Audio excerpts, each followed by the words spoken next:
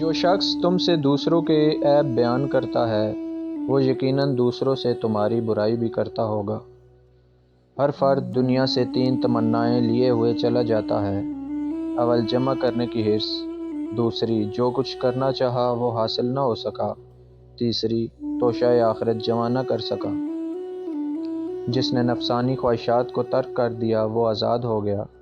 جس نے حسد سے اجتناب کیا اس نے محبت حاصل کر لی، اور جس نے صبر و سکون کے ساتھ زندگی گزاری وہ سربلند ہو گیا۔ صحبت بد انسان کو نیک لوگوں سے دور کر دیتی ہے۔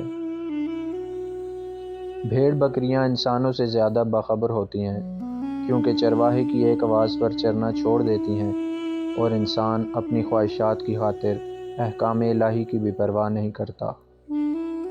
جو شخص خواہشات دنیا کی طرف دوڑتا ہے، شیطان اس کو فریب دینے کے لیے اس لیے فکر نہیں کرتا کہ وہ تو خود ہی گمراہ ہے۔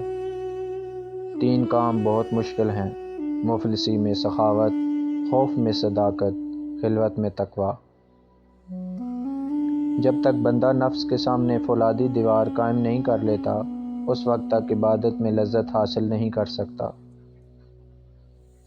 پانی جب تک رواں رہتا ہے صاف رہتا ہے، اور جب رک جاتا ہے گدلا اور کیچڑ جیسا ہو جاتا ہے۔